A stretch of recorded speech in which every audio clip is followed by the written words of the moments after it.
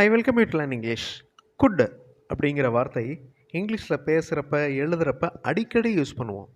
அதுலேயும் could be, could have இந்த மாதிரி வார்த்தைகளை அடிக்கடி இங்கிலீஷில் யூஸ் பண்ணுவோம். ஸோ இதை பற்றி நான் நிறைய வீடியோஸ் இந்த சேனலில் கொடுத்துருக்குறேன். சின்னதாக ஒரு ரீகால் பண்ணிக்கலாம்.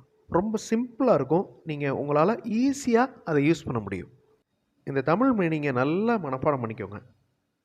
குட் அப்படின்னா முடியும், முடிந்தது.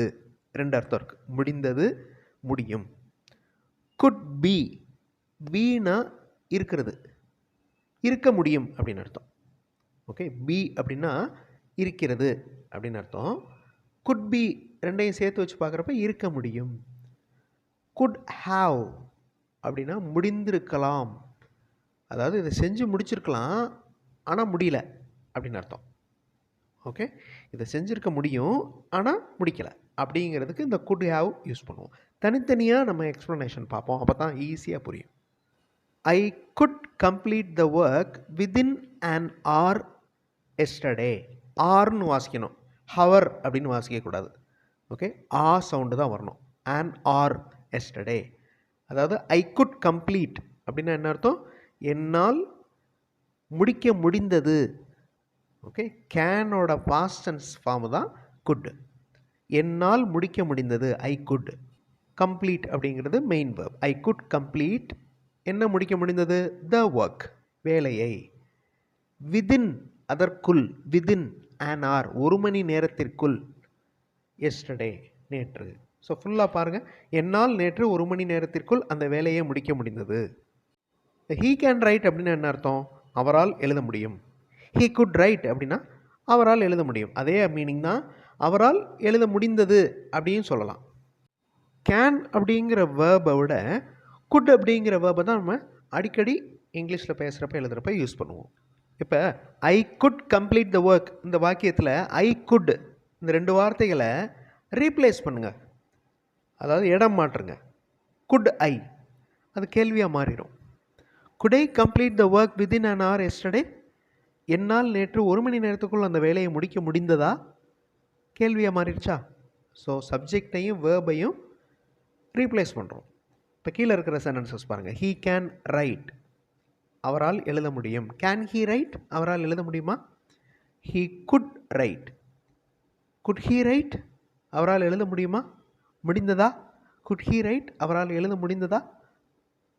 இந்த மாதிரி வேர்பல் கொஸ்டினாகவும் நம்ம ஃப்ரேம் பண்ண முடியும். இப்போ good you give me a ticket, இது ஒரு கேள்வி. அடுத்தது பாருங்கள், good you bring a basket, இது ஒரு கேள்வி. ஓகே, கீழே இருக்கிற ரெண்டு கொஸ்டின்ஸை பாருங்கள். Can you give me a ticket, can you bring a basket. என்ன வித்தியாசம்? இந்த குட்டுக்கும் கேனுக்கும் என்ன வித்தியாசம்? ஒரே அர்த்தம் தான், ஆனால் என்ன வித்தியாசம்? ரொம்ப முக்கியமான வித்தியாசம். என்ன அப்படின்னா, ரொம்ப ஃப்ரெண்ட்லியாக, நம்ம கேஷுவலாக, நம்ம சொந்தக்காரங்கிட்ட, நம்ம ஃப்ரெண்ட்ஸ்கிட்ட, ஓகே, நம்ம ரிலேட்டிவ்ஸ்கிட்ட, அதாவது ஃப்ரெண்ட்லியாக இருக்கிறவங்ககிட்ட பேசுகிறப்ப கேன் யூஸ் பண்ணலாம். இன்ஃபார்மலாக நம்ம யூஸ் பண்ணிக்கலாம். ஆனால் குட் அப்படிங்கிற வார்த்தை ரொம்ப ரெஸ்பெக்ட்ஃபுல்லாக இருக்கிறது, ரொம்ப மரியாதையாக, ரொம்ப ஃபார்மலாக, ஒரு அஃபிஷியலாக யூஸ் பண்ணுறதுக்கு இந்த குட்டு தான் நம்ம யூஸ் பண்ணுவோம். ஸ்ட்ரேஞ்சர்கிட்ட பேசுகிறோம், ஒரு முகம் தெரியாத ஆட்கள், வேறு யாரோ ஒருத்தவங்ககிட்ட, இல்லை ஹையர் அஃபிஷியல்ஸ்கிட்ட பேசுகிறப்ப நம்ம குட்டு தான் யூஸ் பண்ணணும், கேன் யூஸ் பண்ணக்கூடாது. Good you give me a ticket அப்படின்னா ரொம்ப பணிவாக கேட்குற மாதிரி, எனக்கு ஒரு டிக்கெட் கொடுக்க முடியுமா? Good you bring a basket, நீங்கள் ஒரு கூடை கொண்டு வர முடியுமா? Can you give me a ticket அப்படின்னா எனக்கு ஒரு டிக்கெட் கொடு அப்படின்னு அர்த்தம். ஓகே, இன்ஃபார்மலாக. ஓகே, இப்போ கேன் பார்த்துட்டோம், குட் பார்த்துட்டோம். இப்போ ஒரு வார்த்தை நம்ம ஆட் பண்ணுறோம், பி. பி அப்படின்னா என்ன சொன்னேன்? இருக்கிறது அப்படின்னு அர்த்தம். இந்த பி வேர்ப்ஸ் தான் இஸ்ஸு, ஆர், வாஸ், வேர், ஆம், இது எல்லாமே பி வேர்ப்ஸ் அப்படின்னு சொல்லுவோம். ஸோ எல்லாத்துக்குமே அதே அர்த்தம் தான். இஸ்ஸுக்கும் இருக்கிறதுன்னு தான் அர்த்தம். வாஸ் பாஸ்ட் டென்ஸுங்கிறனால இருந்தது அப்படின்னு வரும். ஆர் இருக்கிறதுன்னு அர்த்தம். வேர் இருந்தது அப்படின்னு அர்த்தம். இப்போ ஐ ஆம் அ ஸ்டூடெண்ட் அப்படின்னு நான் சொன்னேன்னா அதுக்கு என்ன அர்த்தம்? நான் ஒரு மாணவனாக இருக்கிறேன் அப்படின்னு அர்த்தம். ஆனால் நம்ம பேச்சு வழக்கில் அதை சொல்ல மாட்டோம், நான் ஒரு மாணவன் அப்படின்னு சொல்லுவோம், ஐ ஆம் அ ஸ்டூடெண்ட். ஆனால் உண்மையில் அது இருக்கிறது அப்படிங்கிறத குறிக்கிறது. ஸோ குட் பி, அந்த பீனா இருக்கிறது. அது குட் அப்படிங்கிற வார்த்தையோடு சேர்றப்ப இருக்க முடியும் அப்படிங்கிற அர்த்தத்தை கொடுக்குது.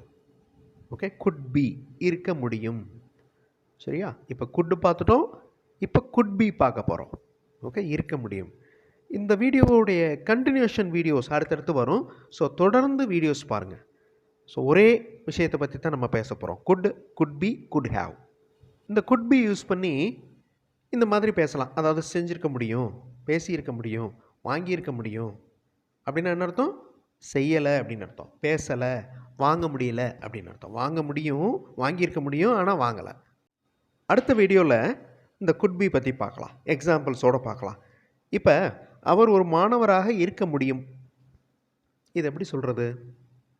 நீங்கள் கமெண்ட்டில் ஆன்சர் பண்ணுங்கள். அவர் ஒரு மாணவராக இருக்க முடியும்.